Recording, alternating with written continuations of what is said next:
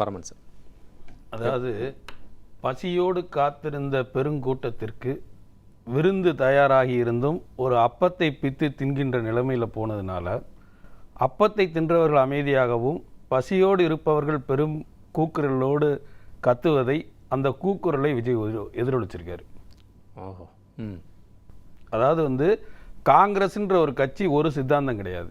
இன்றைக்கு இருக்கிற அனைத்து கட்சிகளின் சித்தாந்தங்களும் காங்கிரஸ்குள்ளே இருந்தால் வெளியே வந்துச்சு.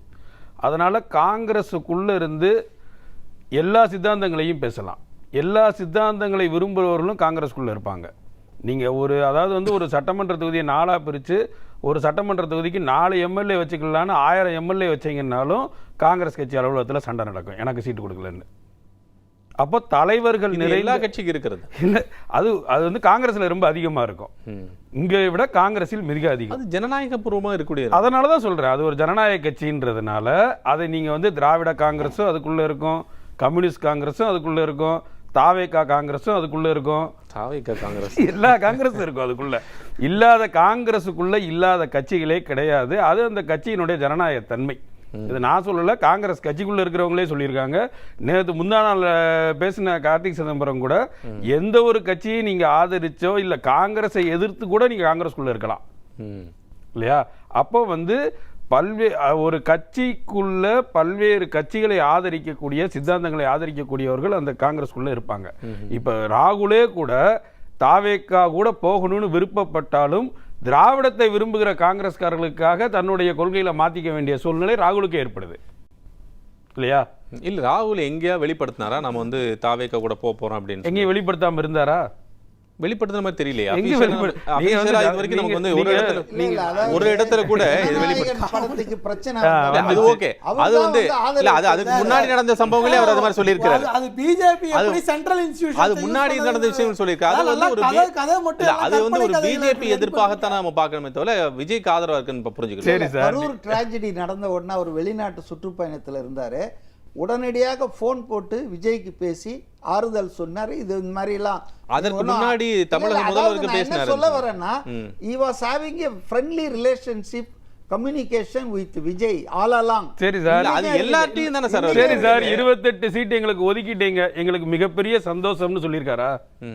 சொன்னாரா? சொல்லல. அப்புறம் என்ன, ஒரு காங்கிரஸ் கட்சிக்கு தானே நீங்க 28 சீட் ஒதுக்கியிருக்கீங்க. இந்த 28 சீட் ஒதுக்கப்பட்டதில் எனக்கு மிகப்பெரிய சந்தோஷம், தமிழக முதல்வராக மீண்டும் ஸ்டாலினே வரட்டும்னு சொல்லியிருக்காரா? இல்லைங்க.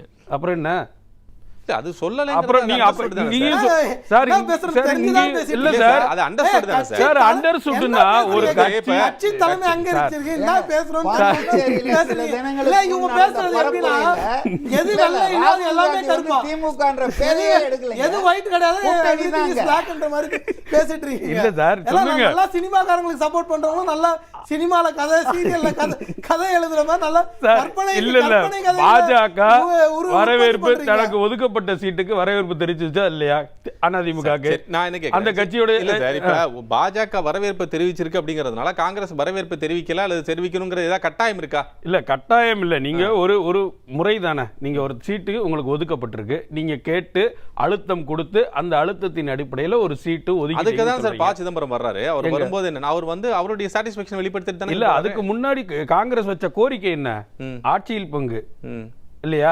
அது சரின்னு சொல்லப்பட்டுச்சா? இல்ல.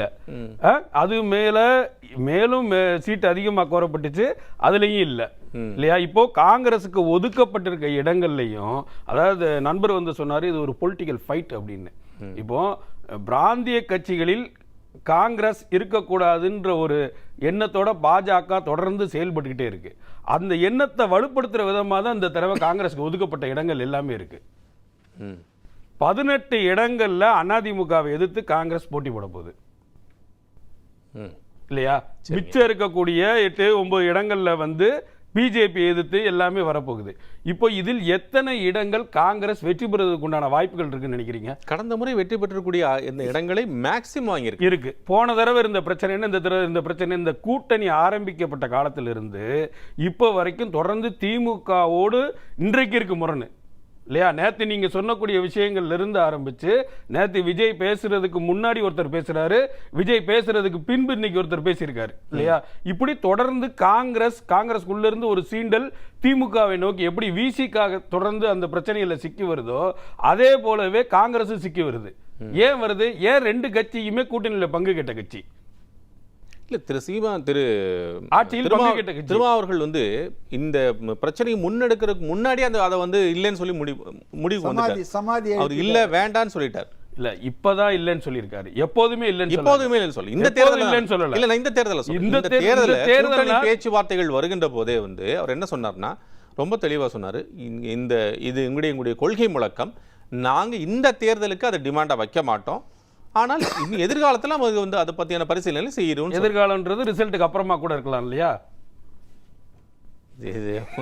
இல்ல சார், ரிசல்ட்டுக்கு அப்புறம்ன்றது எதிர்காலம் தானே. அதே தானே காங்கிரஸுக்கும். நாளைக்கு ஒருவேளை இது ஒரு தொங்கில் போய் நின்றால் காங்கிரஸும் விசிகாவும் இந்த டிமாண்டை வைக்காதா திமுகக்குள்ள?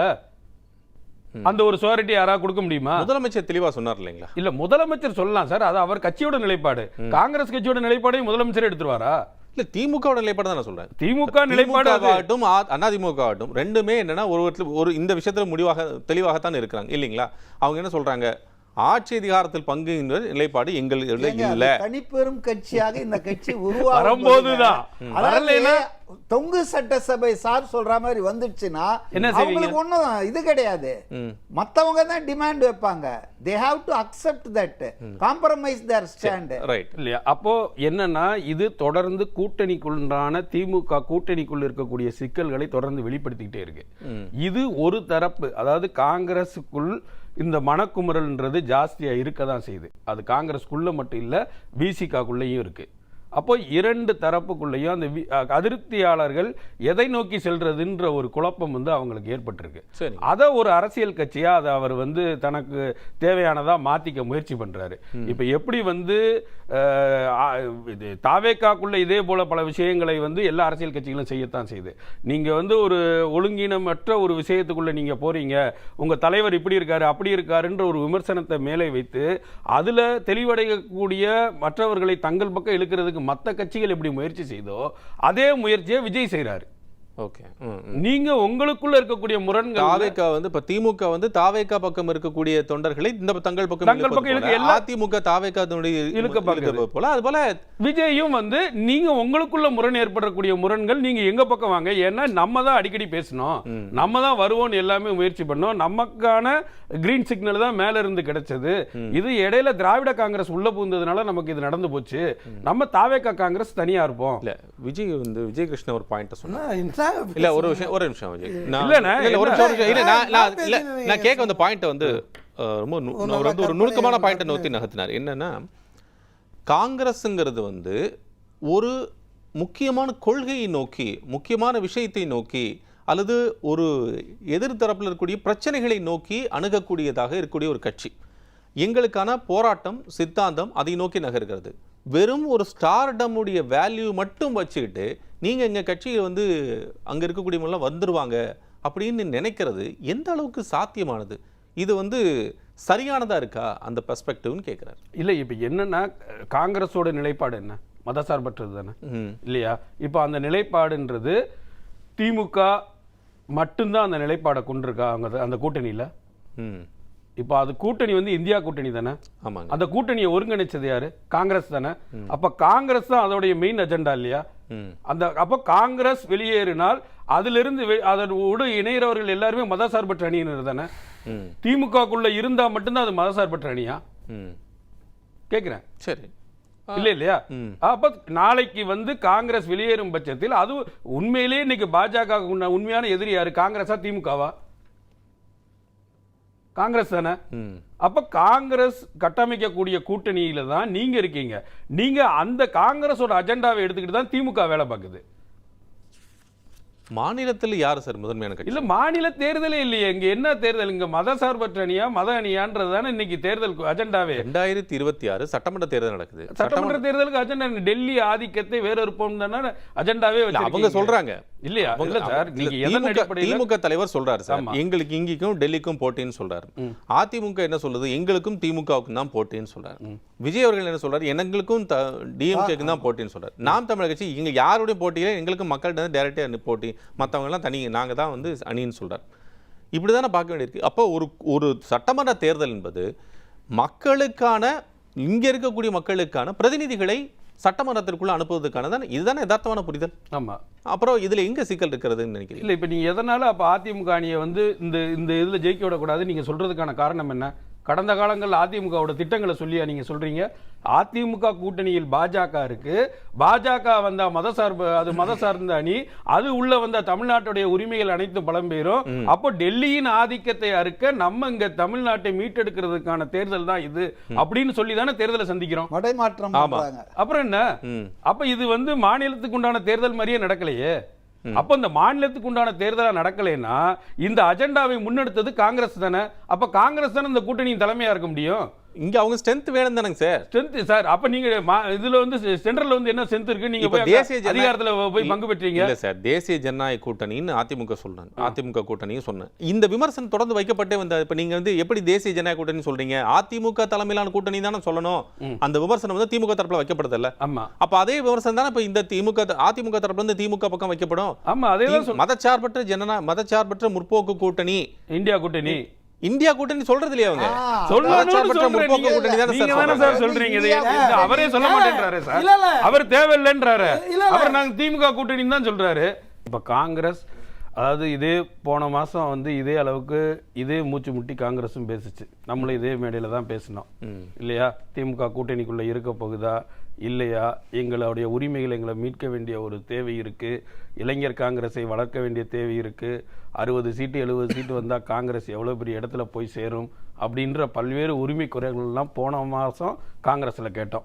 இந்த மாசம் அப்படியே வந்தா இல்ல, அப்பயுமே கூட இப்ப இதே விவாதத்திற்கு வந்தவர்கள் திரு விஜய் கிருஷ்ணா போலையோ மற்ற விவாதத்துக்கு வந்தவர்கள் என்ன ஒரே ஸ்டாண்ட்ல தானே பேசினாங்க. அவங்க யார், நாங்கள் திமுக கூட்டணி தான் தொடர்கிறோம், இருக்கிறோம், இந்த கூட்டணியில் இருக்குன்னு. கடந்த முறை 25, அதுல வந்து 18. ஸோ வின்னிங் பர்சன்டேஜ் வந்து பார்த்தீங்க அப்படின்னா இப்போ இருக்க கூட்டணி கட்சியில் அவங்களுக்கு தான் ஜாஸ்தி பர்சன்டேஜ் படி பார்த்தீங்கன்னா அந்த வின்னிங் பர்சன்டேஜ்.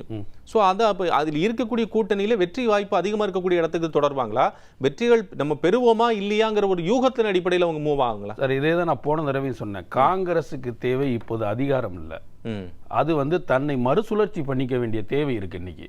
ஏன்னா இவ்வளவு பெரிய வலதுசாரித்தனமான ஒரு கொள்கைக்கு எதிராக காங்கிரஸ் தன்னை முன்னிறுத்தணும்னா அது தன்னை கீழே இருந்தே வந்து ரீஃபார்ம் பண்ணிக்க வேண்டிய தேவை இருக்கு. அதைத்தான் ராகுல் செய்யறாரு.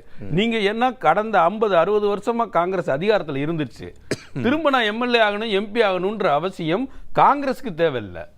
அப்ப தன்னை ரீஃபார்ம் பண்ணி இன்னும் அடுத்த தலைமுறைக்கு உள்ள போகணும்னா காங்கிரஸ் புதிய முயற்சிகளை எடுத்துதான் ஆகணும் இல்லையா? நான் வந்து போன தடவை கூட்டணியில 18 ஜெயிச்சேன், போன தடவை 20 ஜெயிச்சேன்னா அந்த 5 வருஷம் மக்கள் பிரச்சனையில என்ன செஞ்சு காங்கிரஸ்? எப்ப பார்த்தாலும் ஏதாவது ஒரு கூட்டணியில ஏற குதிரை மேல ஏறி சவாரி செஞ்சா காங்கிரஸ் வளருமா? மக்கள்கிட்ட போனா தானே வளரும். எல்லாருமே பல்லாக்கு மேல ஏறி உட்கார்ந்தா கீழே இருந்து யார் தூக்குறது? அப்போ தன்னை ரீஃபார்ம் பண்ணிக்கணும்னா உறுதியாக காங்கிரஸ் புதிய முயற்சிகளை எடுத்திருக்கணும். அதற்கான பல்வேறு வாய்ப்புகள் இந்த தேர்தலில் இருந்துச்சு, அது எல்லாத்தையும் கைவிட்டுருச்சு. அது வந்து நம்ம இவ்வளவு பெரிய வாய்ப்பை கைவிட்டமேன்னு காங்கிரஸுக்குள்ள உண்மையா நினைச்ச பல பேருடைய குரல்களை விஜய் எதிரொலிச்சிருக்கார். என்னன்னா எல்லா அரசியல் கட்சிகளுமே அந்தந்த தான் விரும்புகிற கட்சிக்கு உள்ள நடக்கிற முரண்களை அதை தனக்கு சாதகமாக பயன்படுத்திக்கக்கூடிய அரசியலை வந்து எல்லா அரசியல் கட்சிகளுமே செஞ்சுக்கிட்டு இருக்கு. அதை தான் விஜயும் செஞ்சிருக்காரு.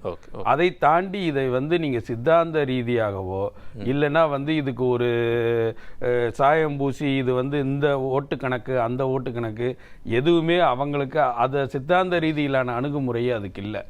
ஒரு பக்கம் ஏற்பட்டிருக்கிற அதிருப்தியை நம்ம எப்படியாவது ஏதாவது ஒன்று பேசி இந்த பக்கம் கவர்ந்துக்கலாம். அப்படி அதை கவர்ந்துக்கிட்டோன்றத அந்த குறிப்பிட்ட கட்சியுமே விரும்புது. ஓஹோ, ரைட்.